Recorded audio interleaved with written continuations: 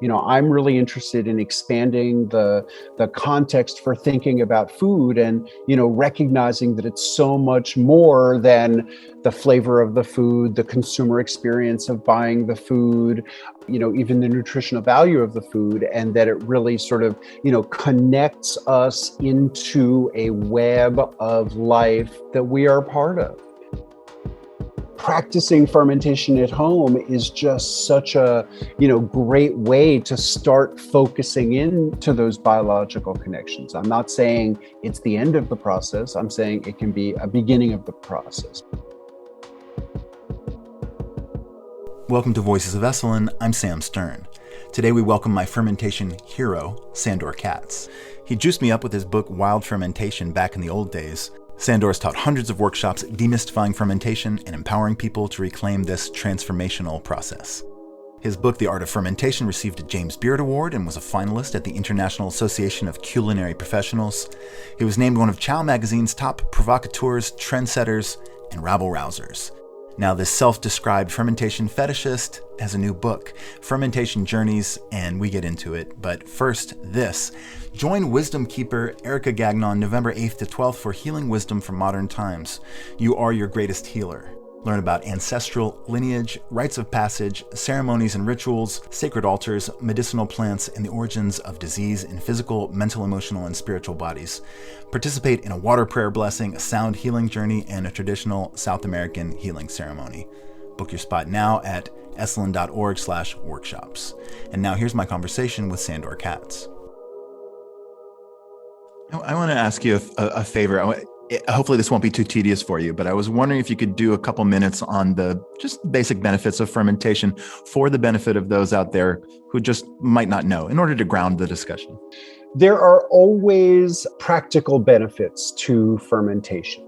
So, first of all, let me just say that, anything we could possibly eat can be fermented, and, fermentation is practiced in every part of the world. When I think about, why is this phenomenon universal? The conclusion that I have come to is that the reason that fermentation is practiced everywhere is the simple reality that everything we eat, all of the plants and all of the animal products that make up our food, are populated by microorganisms. And so there's a certain inevitability to microbial transformation of our food. And, not every microbial transformation of our food results in something delicious that we are eager to put into our mouths.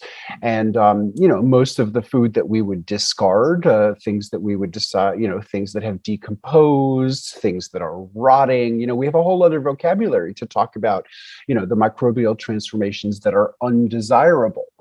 But, the fact is, what microbiology has illuminated for us is that, all the things we eat are populated not by some singular microorganism, but by elaborate communities of organisms. And, the operative question in fermentation is which organisms are going to grow. So when you ferment food, first of all, you are preventing it from decomposing into a disgusting, ugly mess that nobody would ever want to put into their mouths. And then at the same time, you're deriving other practical benefits. So, one of those might be flavor. Fermentation creates, most of the most compelling, wonderful flavors in the world. Some of the flavors of fermentation can be controversial, but it creates strong flavors. And coffee is fermented, chocolate is fermented, beer and wine are fermented, vanilla is fermented, soy sauce and fish sauce are fermented. All the other condiments we use are based on vinegar, which is a product of fermentation. So, fermentation creates these strong flavors, and we can't disregard the importance of flavor.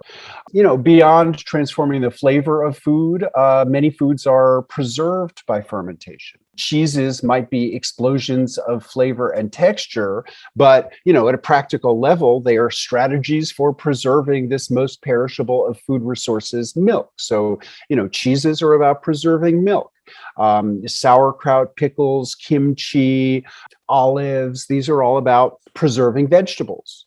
So, not every fermentation is about preserving. Nobody ferments grains or beans to preserve them because they preserve so well as long as you keep them dry, which is how they are in their mature state. So, certain ferments are really essential strategies for preservation, which have really, enabled people in many environments to survive. But other ones are not.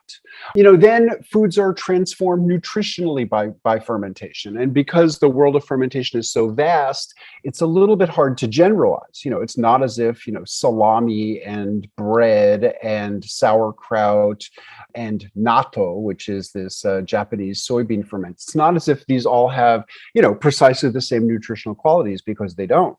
But the process of fermentation transforms nutrients in foods in some very clear patterns. And I would say there are 4 primary ways in which nutrients are transformed. Number 1, I'll call pre-digestion. This is the simple idea that while the food is fermenting, nutrients are being broken down, generally into simpler, more accessible forms. So the protein in soybeans that can be so hard for our bodies to access get broken down into amino acids, the building blocks of proteins. Lactose in milk, which so many people have a hard time digesting, breaks down under fermentation. Gluten in wheat and rye and certain other grains breaks down not from a yeast fermentation, but from a bacterial fermentation, which means that sourdough breads, other breads made with natural leavening that includes bacteria as well as yeast, have diminished gluten content, which makes them easier to digest for many people. The minerals in grains are generally tied up in chemical bonds called phytate bonds that our bodies can't easily break down. But under fermentation with lactic bacteria, those bonds break and the mineral content becomes higher and more accessible for us. So there are a lot of, pre-digestion just makes all kinds of foods, the nutrients in many kinds of foods, more accessible to us. Then number 2, I would call detoxification, which is almost the same thing as pre-digestion, except instead of nutritious compounds being broken down, it's potentially toxic compounds. So cyanide in cassava gets broken down by fermentation. Oxalic acid in lots of plant foods gets broken down under fermentation. So, there are just like examples of foods all around the world that cannot be eaten safely without fermentation. The fermentation, makes an otherwise dangerous food safe to eat by breaking down something toxic. The third way that food is transformed by fermentation, I would call nutrient enhancement. So almost every fermented food or beverage has elevated levels of B vitamins as compared to the original food that you start with. So elevated B vitamins, certain ferments have very high levels of K vitamins that are generated during the fermentations. And then there are these micronutrients. I think they're metabolic byproducts of different ferments. And, this is a very new area of investigation, but some of them are being found to have, specific therapeutic benefits. So for instance, fermented vegetables, sauerkraut, kimchi, and the rest contain these compounds called isothiocyanates that are regarded as anti-carcinogenic, that are generated as a byproduct of the fermentation. Natto, this Japanese soybean ferment that I mentioned earlier, in the coating that develops on the soybeans, there's this compound known as natto kinase, which you can buy in any vitamin supplement store in North America these days, but it's associated with dissolving fibrin. Fibrin is the fibers that sometimes accumulate inside people's blood vessels that can constrict circulation. So there's a lot of interest in natto kinase for this particular application.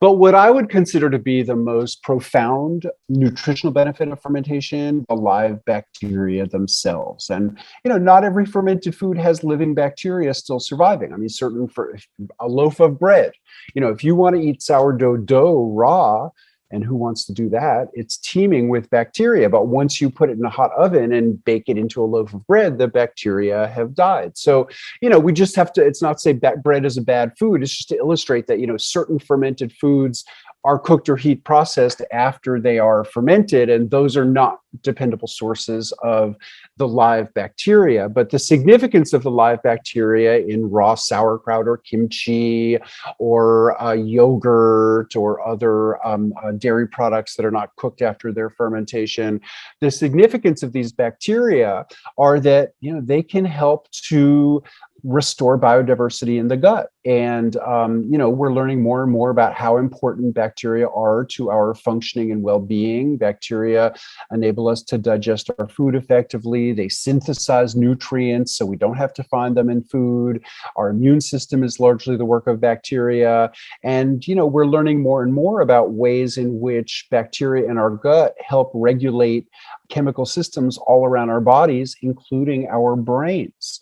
And, there's new research suggesting that, serotonin and other, chemical compounds in our brains that determine how we think and how we feel, are regulated in ways we don't fully understand by gut bacteria. But, there's a growing body of research indicating that probiotic therapy, improving the biodiversity of bacteria in the gut, can potentially even improve mental health. So I think that there are a lot of, potential benefits from restoring biodiversity in the gut. And, I don't think you need to eat a lot, but, eating small portions frequently of living ferments, can be a really profound health practice.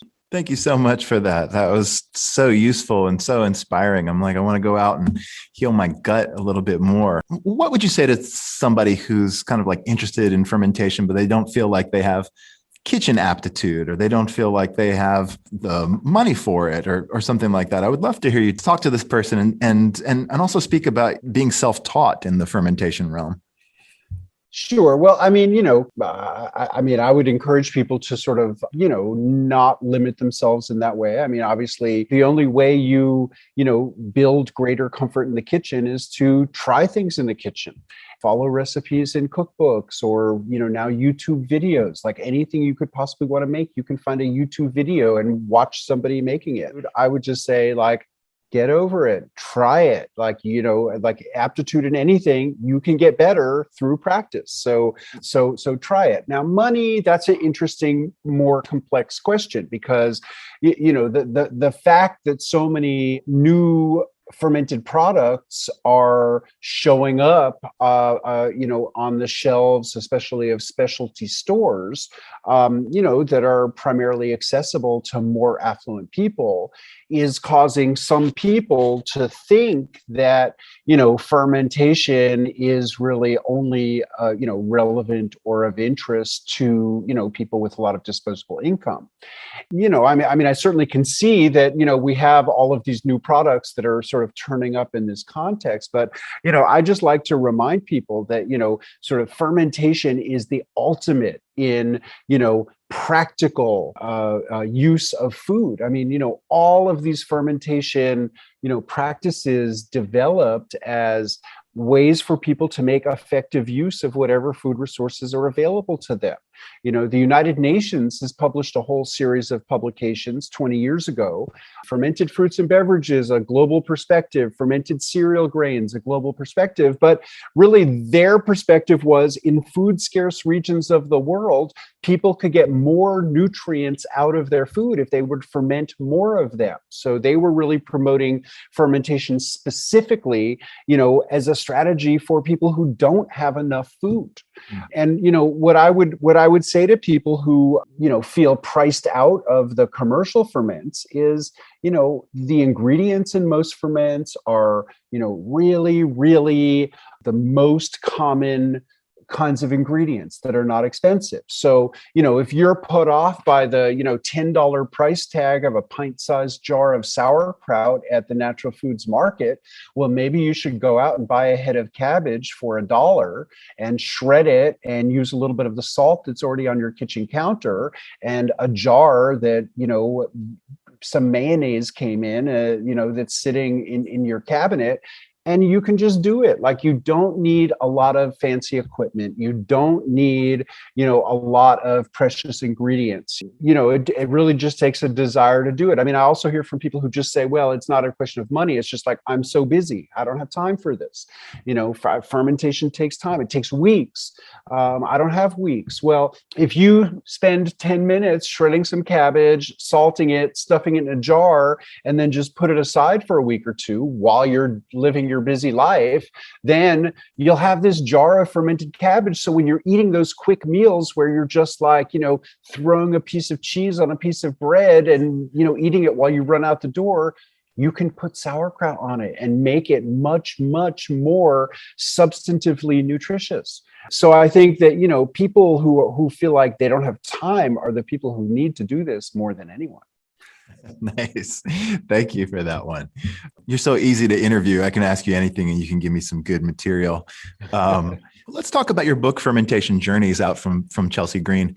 Sandor, your writing is extraordinary. And it's easy for me to say that your book, Wild Fermentation, is my favorite cookbook or food book of all time. I got your cookbook as a birthday gift in 2007 when I was a little adrift. I got to say, your book grounded me. It gave me something to do with my hands. It was affordable when I was broke, and it injected life into me in this mystical, but also highly practical, very visible and tangible way. But it's funny because what drew me in really was the writing. And it's clear to me that you'd be writing no matter what. So I want to pose the question to you. What was it about the culture of fermentation that made you want to write there in particular?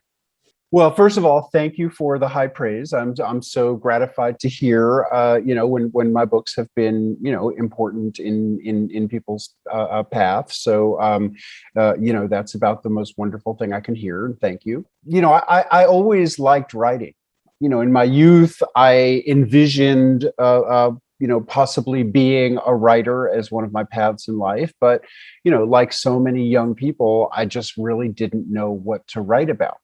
And, I ended up in all these kinds of jobs. I had a variety of jobs in municipal government in New York. I had some jobs that were working for advocacy groups. I worked for a group called West Pride in 1987 and 1988 that was trying to stop Donald Trump from doing this a huge development on the west side of Manhattan called Trump City. In the meantime, developing my, abilities to express myself with the written word. I really fell into writing about fermentation. I mean, it developed as a personal obsession in the 90s. I was teased by my friends. I picked up this nickname, Sandor Katz, because I was always showing up with sauerkraut and other fermented goodies at people's houses. And I was teaching at an annual skill sharing event here in Tennessee. And then in 2001, I had a conflict and I wasn't able to be at that event. And so I literally spent a month writing all of my fermentation recipes. And then I just went to a copy shop and made 50 copies of it. And as soon as I wrote that, it was so satisfying. It was so fun. It caused me to do a little bit of reading to have a little bit more contextual information for writing about these processes. And, just the process of self-publishing this, 32-page booklet, just made me realize this would be a great thing to write about. And there's a lot more that I could say about this. And because I had published this, it actually turned out to be fairly easy to find a publisher. The first publisher that I approached, Chelsea Green Books, loved my zine, loved what I wanted to do, liked my writing. And so, I got a contract to write a book. And, then my book tour kind of, turned into a lifestyle as an itinerant fermentation educator. And, that's what I've been doing, ever since, really. I just ask you as an aside, do you have a favorite cookbook or a favorite food writer that inspires you? A book that just hugely influenced me when I read it 20 years ago was Sweetness and Power by an anthropologist, Sidney Mintz. And that book just really opened my eyes to the ways that, a particular food, sugar, really shaped so many aspects of, the contemporary world that we inhabit. And so many of the sort of, huge historical forces, were largely driven by the, desire for more sugar. So, that was a hugely influential book in my thinking. I mean, in terms of cookbooks, I love Claudia Roden's body of work, and I refer frequently to her, Middle Eastern cookbooks. And she also has a wonderful cookbook about Jewish cuisine that really, acknowledges the diaspora and how varied Jewish cuisines are.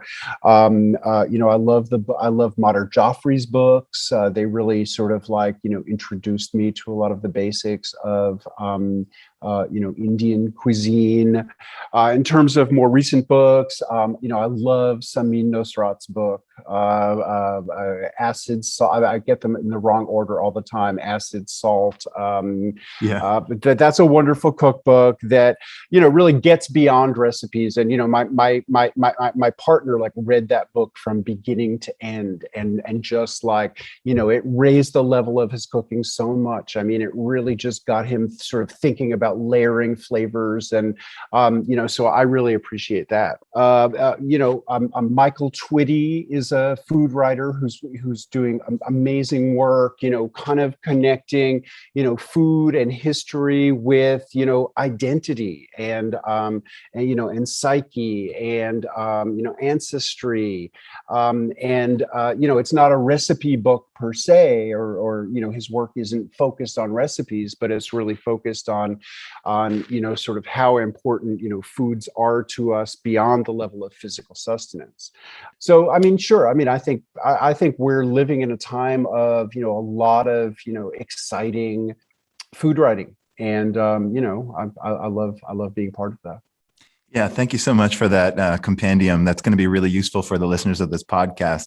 Food is practical. Food is something we need, we crave, but it's connected to everything else. It's potentially our, connection to the biological world around us. And really until the last couple of centuries, the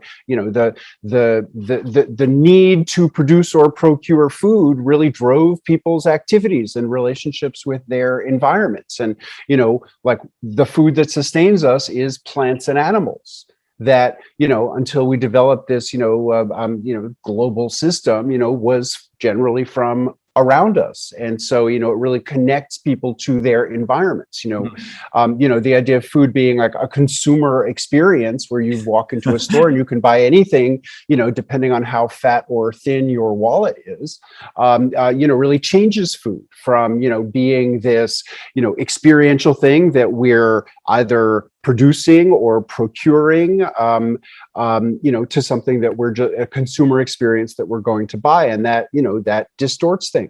Let's talk about the invisible. I'm struck by how much of this work that underwrites fermentation is done by microorganisms, the unseen. You talk about how fermentation requires a cultivation of a relationship with the invisible world. I'd love to hear you speak a bit about that. The organisms of fermentation are not visible, or I should say most of the organisms of fermentation, because bacteria are never visible to our eyes, but certain ferments involve fungi that begin as microorganisms, begin as single cell organisms, but as they grow, they can grow into something that's visible. So for instance, koji is something that's gotten a lot of attention in recent times. Koji is a Japanese word that describes rice or barley or soybeans or other foods grown with a particular fungus, Aspergillus oryzae. Koji is the Japanese name, but starters like this are used throughout Asia. With different names and different particulars, but they all involve fungi growing generally on grains or soybeans, and then used to make foods as varied as sake, soy sauce, miso, amazake, really a wide range of foods. It begins as a microscopic organism, single cells, but it grows into a visible fungus. But in general, when we're talking about fermentation, we're talking about, microorganisms that we can't see.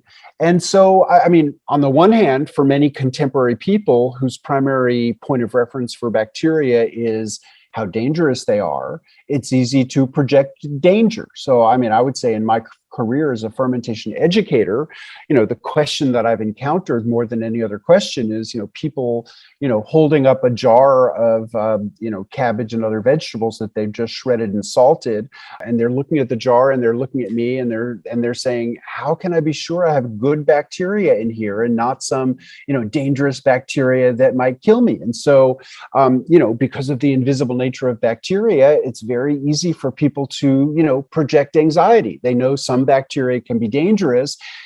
And are they playing Russian roulette? Are they taking some chance? Like, really, should they have a microscope for doing that? So I feel like half the work I do is just kind of reassuring people. No, every time you salt vegetables, get them juicy, pack them into a jar or some other vessel so that they're submerged under their own juices. Every single time, lactic acid bacteria are going to dominate, even if there happen to be some cells of salmonella or E. coli or, some other organisms that have been associated with food poisoning. The lactic acid bacteria are going to dominate. And as they acidify the environment, they are going to kill those random bacteria that could be pathogenic, because it's very convenient for us that the organisms that make us sick can't survive a certain level of acidity. So, the acids just make food safe. And, in terms of fermenting vegetables, which is usually what I'm showing people how to do, there's no case history. There are really no known cases of food poisoning or illness from fermented vegetables. So, it's incredibly safe. And when people are really anxious, I say, like, if yours makes you sick, you're going to get a ton of attention because it's an unprecedented event. And, everyone will want to be testing your sauerkraut and testing your family. But really don't worry about it, because it's just a naturally self-protecting phenomenon. I mean, the fact is that fermented vegetables are much safer than raw vegetables. And I certainly hope that nobody is avoiding eating raw vegetables because, there have been a few, really outlier outbreaks here and there of vegetables that have been exposed to bacteria that can make us sick, generally from manure from a factory farm washing down over a field of vegetables. But even if you took vegetables like that, shredded them, salted them, pounded them, or squeezed them to get them juicy, packed them into a jar, the lactic acid bacteria will dominate anyway and will kill whatever kind of incidental pathogens might be there. Last year, Friends of Esalen helped us to survive closures due to the pandemic, fires, and mudslides. We're here today because of our Friends of Esalen. When you become a Friends of Esalen with a donation, your contribution helps us finance our day-to-day operations in Big Sur, from staff to infrastructure. This year, our goal is to raise $450,000 and to make 300 new friends so that we can continue to keep our doors open for generations to come. Become a friend now at esalen.org/give. Sandor, your book, Fermentation Journeys, is inspired by the travels you've taken, often as a teacher of fermentation. Would you be willing to share an adventure or a story from the book? I'll say, one place that I really sought out going to was China. I've always been very interested in Chinese cuisine. I grew up eating Chinese food quite a bit in New York City. But as I got interested in fermentation, and particularly focused on a central interest in sauerkraut and preserving vegetables, all the historical references I have ever found about where did sauerkraut come from goes to China, and the idea is that that people in China have been preserving vegetables using fermentation for thousands of years, and that the nomadic people of Central Asia observed the techniques that were being used in China, adopted some of those techniques and spread the ideas westward into Europe. And so, I mean, my family ancestral background is all Eastern European. And so, I was very influenced by, flavors of Eastern European fermentation, was intimately aware of those. Once I got interested in fermentation, I found lots of information about, how to make Korean kimchi, how to make some Japanese styles of pickles. But I really was not able to find anything in English about, Chinese methods of pickling. And so it became something of an obsession for me to try to learn about that. Then I had a Chinese American student show up at one of my residency programs that I host here where I live in Tennessee. She actually had a fermented vegetable business in Colorado where she lived. Her name is Mara Jane King. And, we became friends and stayed in touch after the workshop. And, she ended up organizing with her mother, who lives in Hong Kong, where Mara grew up, a trip into China. Her mother, Judy, had become friendly with people in this very small village in Guizhou called Qinfen. And, we basically went and spent most of a week in Qinfen, right at the beginning of December, which is their sort of like, end of harvest time. They're putting up lots of food for storage for the winter. It's a, small village that a tourist could never find their way to. There's no tourist services there.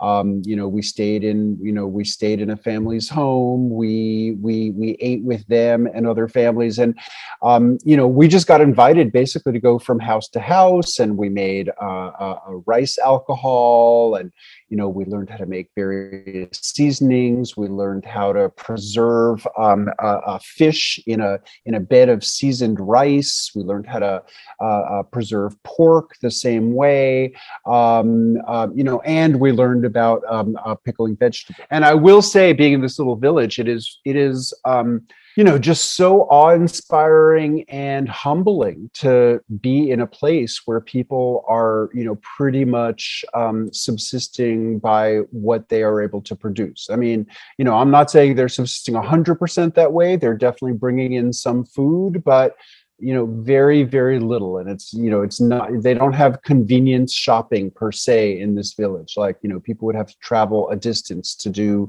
any significant kind of shopping. So, that was really extraordinary. And I learned so much. And, it is just so exciting for me to, be able to share, the things that I've learned, both in that village and all the other places that I have had the good fortune to be able to travel to. Yeah, and I guess there's a kind of a bittersweet element to the book Fermentation Journeys, just in that I know it was written during the pandemic when a lot of your travel and a lot of all of our travel has been curtailed. I had a lot of great travels planned in 2020. I had plans to go to Iceland. I had plans to go to Taiwan. I had plans to go to Peru. So, I mean, certainly it was very sad for that to be canceled. But, I mean, it was a gift to have, a year to be at home, to really devote myself to my garden, and to have time to do this writing that's been on my mind. I mean, I've known for some years that eventually I was going to write a book like this, but I mean, I was too busy traveling around, teaching, learning, and, I don't know when I thought I would do it, but, eventually. And, I also, there's so many places I haven't been that I, sort of have a desire to go to and learn from, not least of which is Korea. I guess I always thought I had a few more places I had to get to before I could do a book like this, but circumstances just dictated that this was when I had time. And I think it's great. I mean, I'm so happy to be able to share things. And, I think of, sharing what I learned about fermentation, not as, well, okay, the book deadline came, it's over. It's a constant in my life. And, whether it's just, talking to you for this podcast, or, presenting a workshop, or, writing another book some years from now, I will continue to, share things that I learned, because, that's what this is all about for me, is, demystifying this process, and, helping people see how varied it can be, and ultimately how straightforward and simple it is. I'm going to steal a question from a great interview I listened to with you and Emergence magazine from last fall. They asked, Sandor, what have you got fermenting right now in your kitchen? Okay, well, I've got luckily I have plenty of things fermenting in my kitchen right now. Let me just see if I can find the jar that we just made this morning. Okay, hold on one second. I'll be back in 10 seconds. Okay, so my partner picked all of these little things in the garden. They're these tiny little cucumbers that are called sour Mexican gherkins. These tiny little teardrop yellow, slightly hot peppers, some string beans, some garlic, some small red hot peppers, and they're just under a brine. And here he made it's called Late Summer Special, although it's made in October, so it's a little bit not late summer.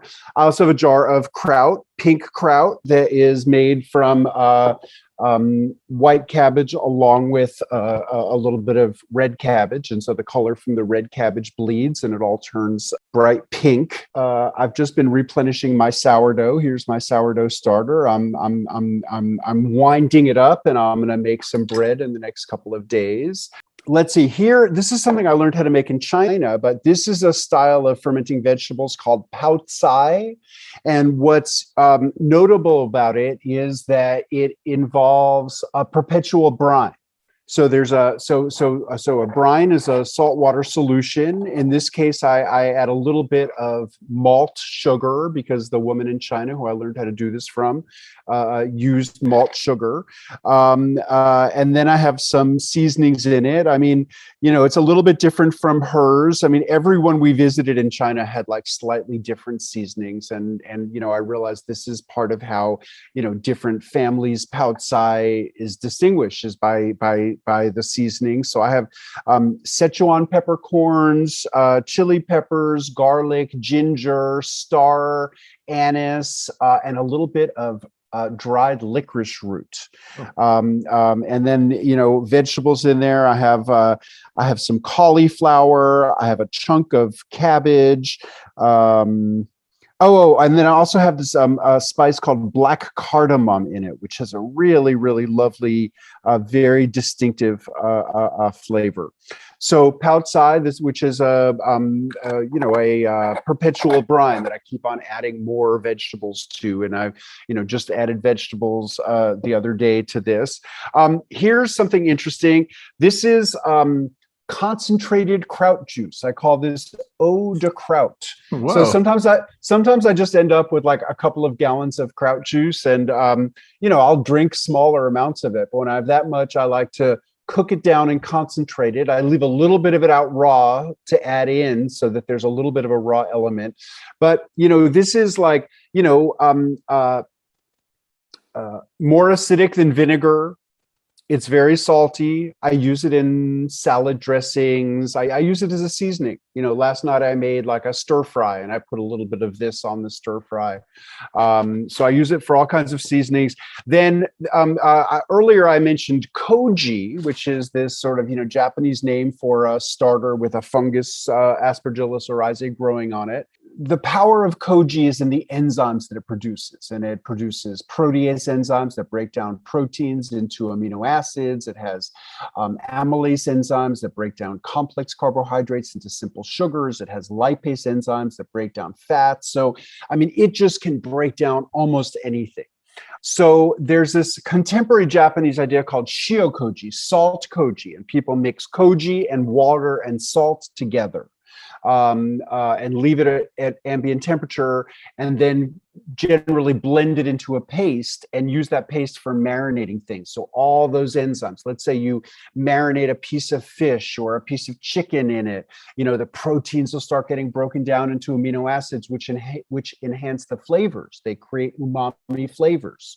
Soy sauce, that's just what, very plain soybeans turn into soy sauce with all that flavor, due to this enzymatic breakdown of proteins into amino acids. So I have some eau de kraut shiokoji, which is that reduction of sauerkraut juice mixed with shiokoji, which is just a wonderful explosion of flavor, but still with these enzymes that can break things down. And I just started another shiokoji the other day. I grew koji on chestnuts, which grow outside of my house. Wow. So this is a chestnut koji shiokoji. And I just watched this big bubble rise up. Bubbles. I mean, the word fermentation is related to bubbles because it comes from fervere, which means to boil. And it's because, long before science had sort of settled on an understanding of what fermentation was, people recognized the bubbles as being analogous to boiling. So, fervere is the Latin word that means to boil. And fermentation, the word ferment comes from fervere because it's sort of a form of cold boiling, and bubbles are how people historically have been able to recognize fermentation. Oh, one other thing I started yesterday. I'm sort of gearing up to host a small residency program in a couple of weeks, but Miju, which is a Chinese rice alcohol.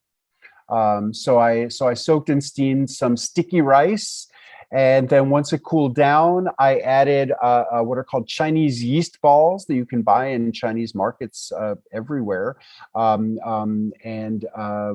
enzymes like koji, but also yeast. So they're a wonderful, easy way to make rice alcohol. And so it's just like the cooked rice. Cooled down, the Chinese yeast ball that I crushed into a little powder, and some water. And now I just have to wait for 2 weeks. Thank you so much for taking me into your kitchen. That's amazing. And that's just the tip of the iceberg. I mean, really, we could talk for 2 more hours, me showing you all the fermentation projects. A lot of them are ongoing projects. I mean, so it's not like right now I just started all those things. A few of them I've started in recent days, but many of them are, ongoing projects.